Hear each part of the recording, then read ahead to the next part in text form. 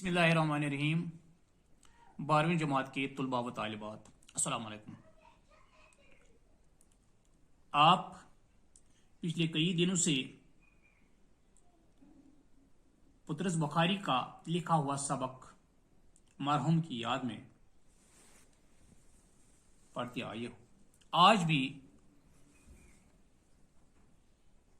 इसका एक हिस्सा मेरा मौजू है। आप अपनी किताब का सफ़ा नंबर 45 निकालिए और गौर से सुनिए। मैंने बेहतर यही समझा कि जिस तरह हो सके आप इस बाइसिकल को औने पौने दामों बेचकर जो वसूल हुआ हो उसी पर सब्र शुक्र करो। भला से हो 10-15 रुपये का यही खसारा 40 रुपये तो ज़ाया न होंगे। रास्ते में बाइसिकलों की एक और दुकान आई, वहां ठहर गया। दुकानदार बढ़कर मेरे पास आया, लेकिन मेरी जबान को जैसे कुफल लग गया था।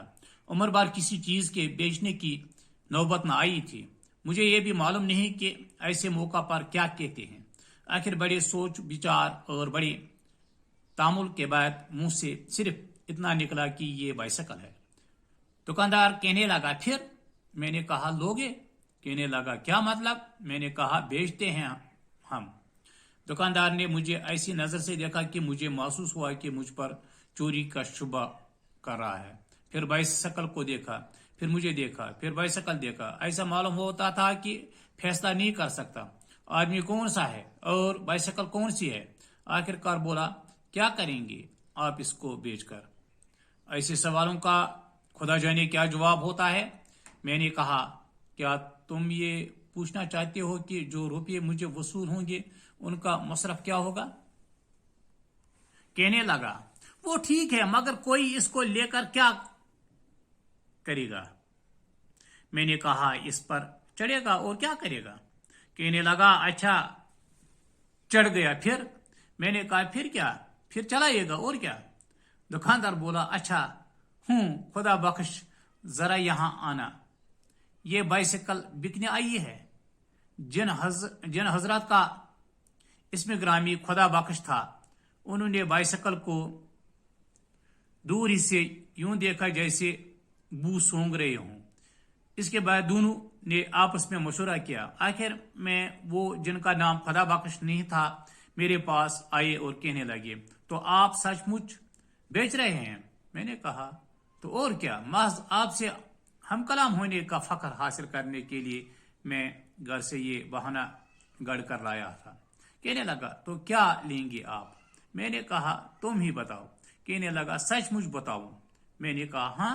फिर कहने लगा, सचमुच बताऊं? मैंने कहा, अब बताओगे भी या यूं ही तरसाते रहोगे? कहने लगा, 3 रुपये दूंगा इसके। मेरा खून खोल उठा और मेरे हाथ पांव और होंठ गुस्से के मारे कांपने लगे। मैंने कहा, ओ सनत व हिरफत से पेट पालने वाले निचले तबका के इंसान, मुझे अपनी तौहीन की परवाह नहीं, लेकिन तूने अपनी बेहुदा गुप्तारी से इस बेजबान चीज को जो सदमा पहुंचाया है, इसके लिए मैं तुझे कयामत तक माफ नहीं कर सकता। ये कहकर मैं बाइसिकल पर सवार हो गया और अंधाधुंध पांव चलने लगा। मुश्किल से 20 कदम गया होऊंगा कि मुझे ऐसा मालूम हुआ जैसे जमीन यकलख्त उछलकर मुझसे आ लगी है। आसमान मेरे सर से हटकर मेरी टांगों के बीच में से गुजर गया और इधर उधर की इमारतों ने एक दूसरे के साथ अपनी अपनी जगह बदल ली है। हवास बजा हुए तो मालूम हुआ मैं जमीन पर इस बेतकल्लुफी से बैठा हूं। कोई बड़ी मुद्दत से मुझे इस बात का शौक था जो आज पूरा हुआ। इर्द गिर्द कुछ लोग जमा थे जिनमें से अक्सर हंस रहे थे। सामने वो दुकान थी जहां अभी मैंने अपनी नाकाम गुफ्तगू शनीद का सिलसिला मुनक़ता किया था। मैंने अपने गिरदपेश पर गौर किया तो मालूम हुआ कि मेरी बाइसिकल का अगला पहिया बिल्कुल अलग होकर लड़कता हुआ सड़क के उस पार जा पहुंचा है और बाकी बाइसिकल मेरे पास पड़ी है। मैंने फौरन अपने आप को संभाला। जो पहिया جو پہیا الگ ہو گیا تھا اس کو ہاتھ میں اٹھایا، دوسرے ہاتھ میں باقی ماندہ بائسیکل کو تھاما اور چل کھڑا ہوا۔ یہ محض ایک اضطراری حرکت تھی، ورنہ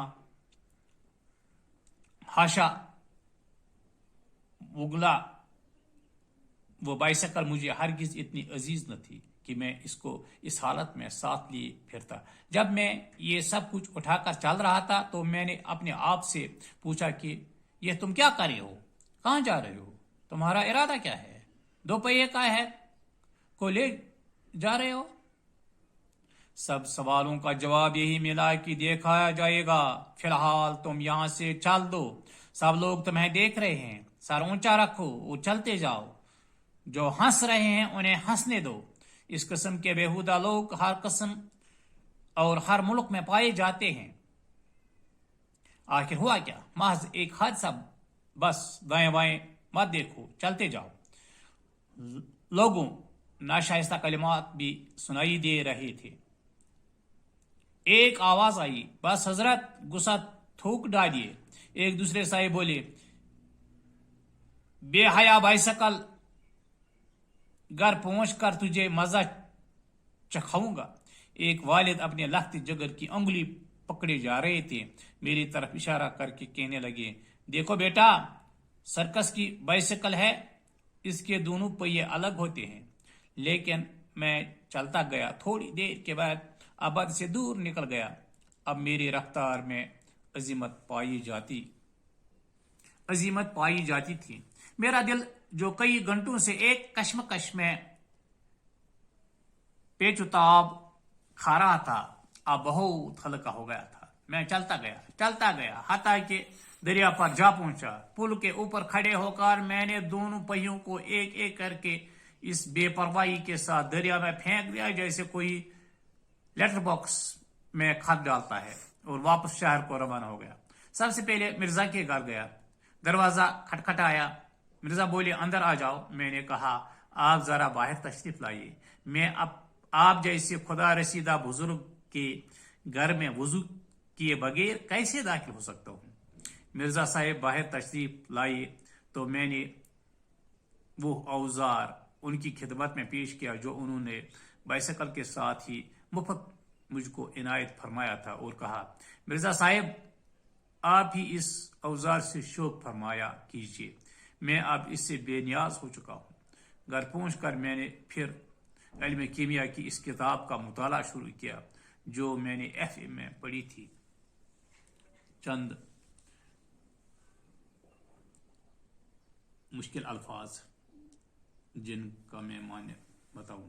طویل ہو گیا لمبا، جنون ہو گئی دیوانگی، مستی، خسارہ، نقصان، شبہ، شک، ہم کلام ہونا، آپس میں باتیں کرنا، گفتگو کرنا، بےہودہ فضول گفتار بات چیت، گفتو شنید بات چیت، منقطع معطل ہونا، ٹوٹ جانا، اضطراری، بے قراری، بے چینی، ناشائستہ، غیر تہذیب یافتہ، غیر مہذب، ناموزون، غصہ تھوکنا، غصہ چھوڑنا، غصہ پی جانا، عزیمت، طلسمی دعا، وہ افسوں جس سے موکلوں کو حاضر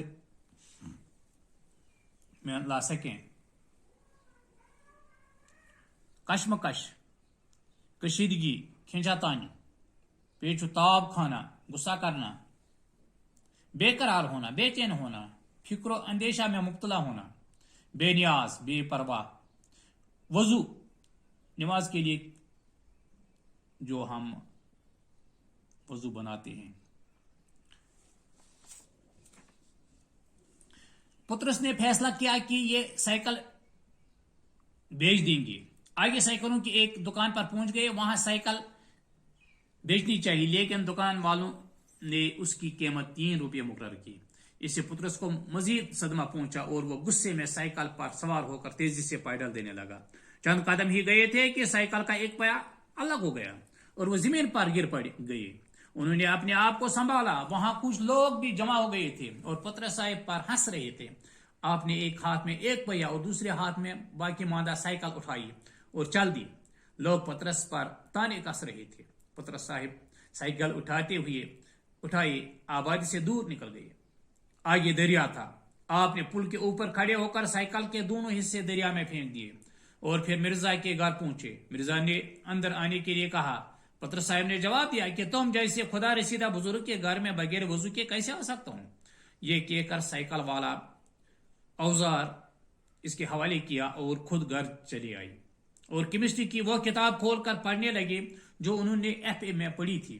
وہ اس کتاب کا مطالعہ اس لیے کرنے لگے کہ کوئی بم بنانے کا طریقہ معلوم ہو جائے تاکہ اپنا غصہ اتارا جا سکے۔ اس طرح سے